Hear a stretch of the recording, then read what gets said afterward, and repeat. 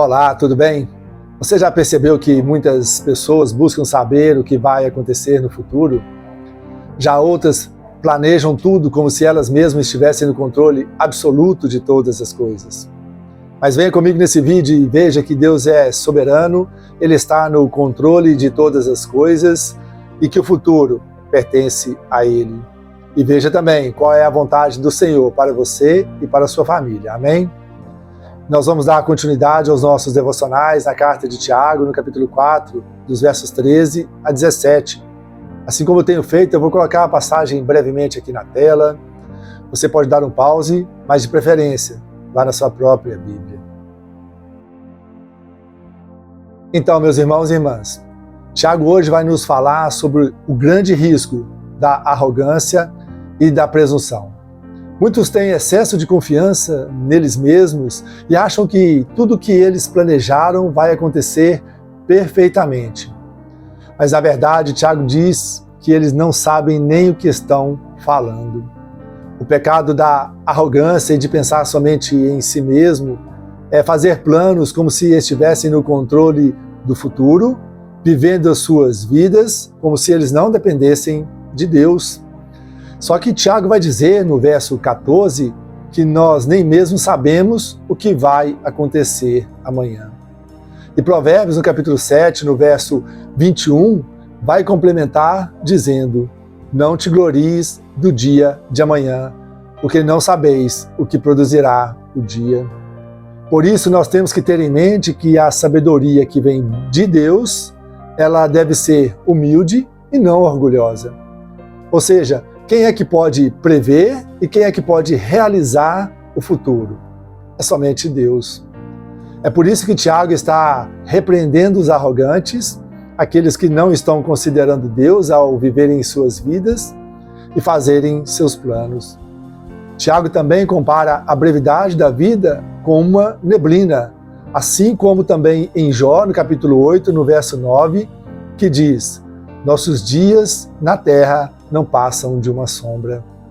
Ou seja, a nossa vida aqui na terra, ela é passageira, ela é breve e ela é curta, meus irmãos. Nós não podemos controlar, nós não podemos estendê-la e muito menos podemos desperdiçá-la vivendo na contramão da vontade de Deus. Aqui, provavelmente, Tiago se lembrou do seu irmão Jesus, quando ele contou a parábola do rico insensato lá no Evangelho de Lucas. Dá uma lida aí na sua Bíblia, em Lucas, no capítulo 12, do verso 16 a 21, e veja o que acontece com quem guarda riquezas para si, mas que não é rico para com Deus. Essa parábola é sobre a arrogância e a tolice de um homem rico que faz planos para ganhar mais e mais dinheiro e juntar mais dinheiro, sem considerar a brevidade da sua própria vida. Ou seja, a nossa vida ela não consiste na quantidade dos nossos bens, mas ela depende exclusivamente da graça, da misericórdia, do amor, da soberania, da providência de Deus. É por isso que Tiago está alertando. E vocês caiam na real e aprendam a dizer: se Deus quiser, ou se for da vontade do Senhor, aí sim nós estaremos vivos amanhã. Aí sim nós poderemos fazer isto ou aquilo com as bênçãos do Senhor. Consegue entender isso, irmãos? Humildade, dependência, respeito, que tudo em nossas vidas está nas mãos de Deus. Por isso não fiquem aí cheios de si mesmos, não se gloriem, não sejam arrogantes com suas habilidades, com suas posses ou com suas conquistas. Porque qualquer tentativa de imaginar o seu futuro, ou até mesmo o seu presente, sem a soberania e sem o senhorio de Deus, é tolice, é arrogância, é pecado, e não reconhece o papel principal que é de Deus. O apóstolo Paulo vai dizer na primeira carta aos Coríntios, no capítulo 4, no verso 7, quem torna você diferente de qualquer outra pessoa? O que é que você tem que você não tenha recebido de Deus? E se você recebeu, por que você se orgulha como se não tivesse recebido? Ou seja, ao invés de se orgulharem, meus queridos, sujeitem-se a Deus, guardem os seus mandamentos, se gloriem no Senhor, confiem nele, pois nele nós existimos, nele nós vivemos e nele nós nos movemos. E em todas as coisas e em todas as áreas da sua vida, façam aquilo que sabem que é certo, que foi inspirado pelo Espírito Santo de Deus e que está registrado aí na sua Bíblia. É por isso que nós devemos ler a Bíblia, as Sagradas Letras, todos os dias de nossa vida. Mas também, meus queridos, é claro que nós podemos e nós precisamos planejar sim. Temos que planejar para honrar os nossos vários compromissos diários, seja em casa, no trabalho ou em nossos estudos. Mas o que nós não podemos jamais fazer é planejar sem considerar Deus em primeiro lugar. Porque muitos ficam pensando assim, são muitas outras coisas acontecendo no momento, são muitas coisas para fazer. Talvez quando as coisas se acalmarem, aí eu vou pensar em orar, em ler a Bíblia, ou talvez, quem sabe, até ir à igreja. Seja o que for, reflete o pecado sobre este planejamento.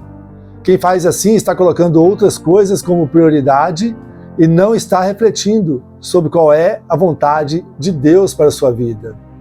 Infelizmente, muitos são movidos não porque é mais importante para Deus, mas sim pelo que é mais importante para si mesmo, expondo desta forma a futilidade e a superficialidade da sua fé.